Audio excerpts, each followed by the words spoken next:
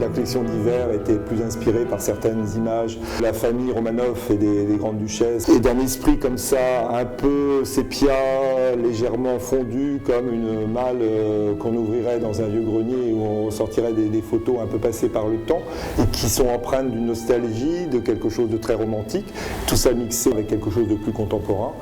Moi, c'est un fil rouge que je suis depuis le début des collections, finalement c'est quelque chose que j'aime.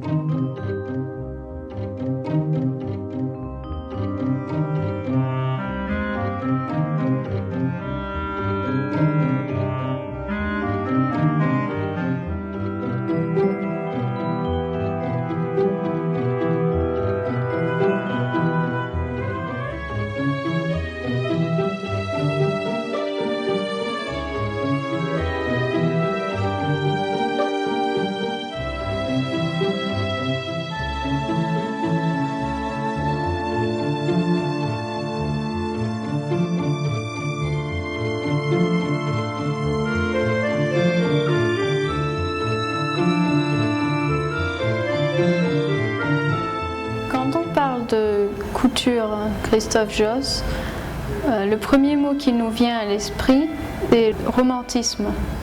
Vous vous reconnaissez dans cette image ? Moi, j'accepte tout à fait l'idée du romantisme. Il est lié à la féminité, à la douceur, à quelque chose de très fragile.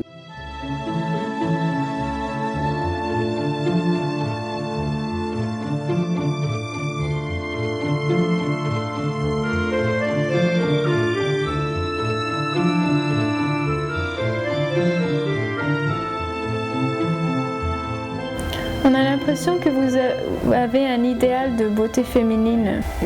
Vous n'en êtes pas véritablement éloigné. C'est un peu vous aussi. Parce que c'est vrai que vous avez la carnation. Moi, je trouve ça, oui, parce que une silhouette délicate, un peu fragile, et j'aime ça. J'ai plus envie de jeunes femmes au teint un peu diaphane, légèrement rehaussée de rose sur les joues, un peu comme une poupée du siècle dernier. Quelque chose de très léger, très frais aussi. Et c'est vrai aussi que je préfère des filles un peu blondes aux cheveux châtain clair. Voilà, c'est une silhouette. En même temps, les robes s'adressent à tout type de femmes. Enfin, je veux dire, on n'est pas... heureusement. En création, on a tendance à voir une palette plutôt limitée. Mais vous, au contraire, vous utilisez des couleurs rares, précieuses, en haute couture, comme cette robe, d'ailleurs, que vous avez choisie pour moi. J'adore cette couleur, j'ai une faiblesse pour cette couleur. Elle vous va parfaitement bien, c'est très joli. Moi j'aime effectivement les couleurs un peu teintes. J'aime pas vraiment les couleurs flashy, je les préfère légèrement poudrées, un peu passées par le soleil si c'est l'été, et un peu plus grisées pour l'hiver. Des couleurs en demi-teinte qui sont un peu plus subtiles que des couleurs trop franches et trop ardues. Est-ce qu'il y a des artistes d'autres formes d'art qui vous inspirent ? Il y a des artistes qui m'inspirent, tout dépend des collections. Il y a des artistes contemporains qui peuvent m'inspirer sur certaines collections précédentes, comme Ron Arad, Philippe Starck.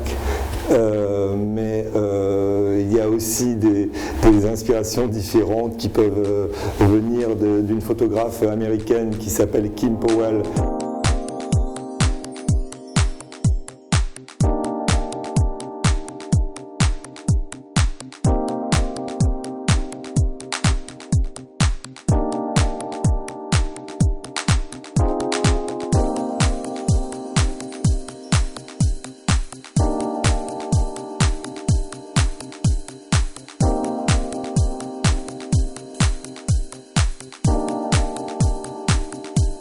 Vos robes donnent une grande impression de légèreté et de transparence. Aujourd'hui, ce que recherchent les filles, c'est des robes légères. imposer un carcan, une robe qui contraigne dans les mouvements et qui soit juste impossible à vivre, ça c'est ne pas être moderne. Donc moi si je dessine des robes qui pèsent 3 tonnes, personne ne va avoir envie de les mettre.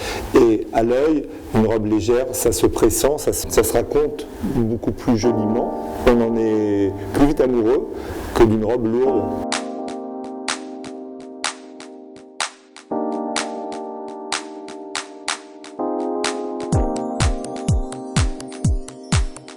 C'est un moment où on peut faire rêver les gens. Essayer de faire un mix, un savant mélange de tout ça, pour avoir quelque chose de 2009 ou 2010, mais pas se replonger dans des archives et se retrouver dans les années 20 ou peu importe, dans la fin du siècle dernier. C'est pas le propos.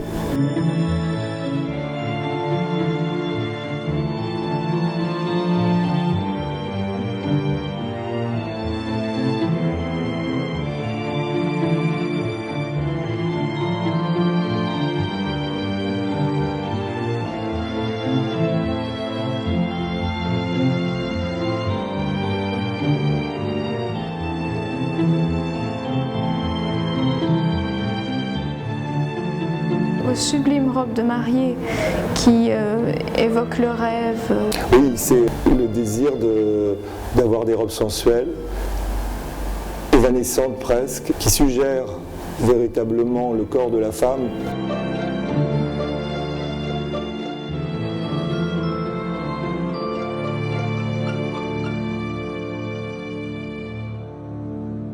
On avait la sensation que la fille était peut-être un peu dénudée et en même temps voilée, un peu comme une...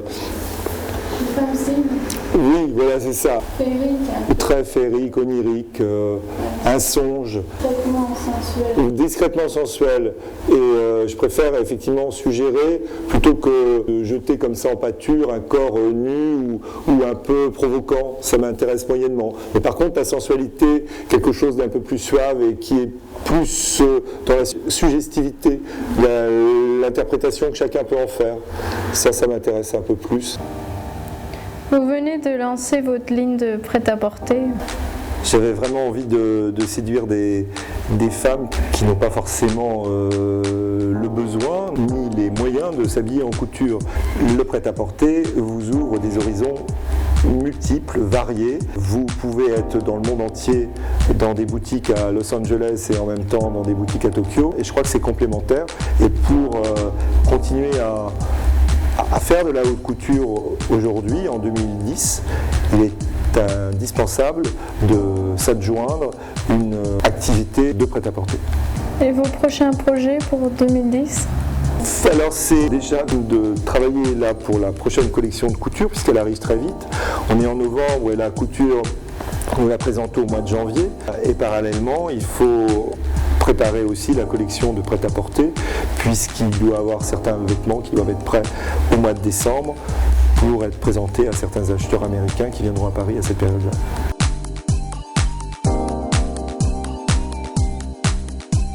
Merci Christophe. Mais merci à vous, Louise, d'être venue jusqu'à nous dans nos salons et d'avoir eu la gentillesse de porter cette robe qui vous va si bien. Et merci pour votre charme et puis à très bientôt. À bientôt.